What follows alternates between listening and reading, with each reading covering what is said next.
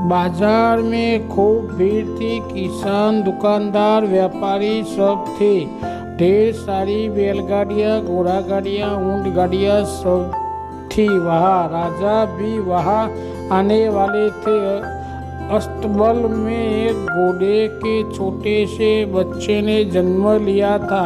घोड़े का बच्चा उठकर चलने की कोशिश कर रहा था। जैसे ही उसने चलना सीखा, अस्तबल से बाहर भागा, लेकिन बाहर भी भीड़ को देखकर वह घबरा गया। इतना शोर शराबा था बाहर कि वह डरकर एक गाय और एक बैल के बीच जाकर छुप गया। घोड़े का मालिक उसे ढूंढता हुआ वहां आया। उसने देखा कि उसका प्यारा सा घोड़े का बच्चा गाय बैल के बीच खड़ा है।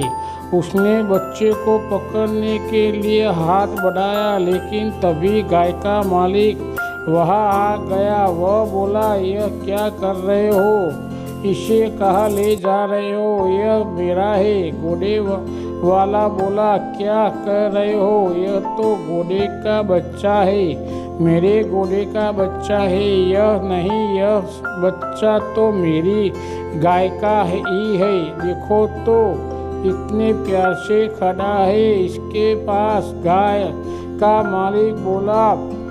छोरों में झगड़ा होने लगा। तभी राजा वहाँ आ गया। गाय का मालिक और घोड़े का मालिक राजा के पास आए और अपनी अपनी बात बताई। राजा ने दोनों की बात सुनकर कहा, क्योंकि यह बच्चा गाय और बैल के बीच अपने आप को सुरक्षित महसूस कर रहा था, इसीलिए वही उसके माता पिता है। राजा की आज्ञा घोड़े के मालिक को माननी ही पड़ी। उसने घोड़े का बच्चा गाय वाले को दे दिया। कुछ दिन बाद राजा अपनी बग्घी में सवार होकर कहीं जा रहे थे। उन्होंने देखा कि एक व्यक्ति बीच सड़क पर मछली पकड़ने का जाल बिछाकर बैठा हुआ था। राजा ने सोचा कि कोई पागल व्यक्ति होगा।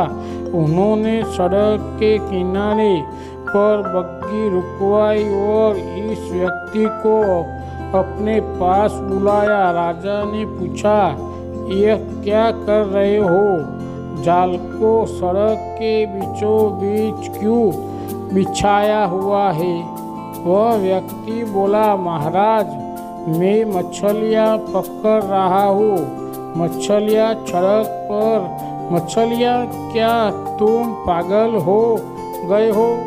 राजा ने पूछा। वह व्यक्ति आदर के साथ बोला, महाराज, यदि गाय और बैल एक घोड़े के बच्चे को जन्म दे सकते हैं, तो फिर मैं सड़क पर मछलियाँ क्यों नहीं पकड़ सकता? महाराज ने ध्यान से देखा। वे इस व्यक्ति को पहचाने।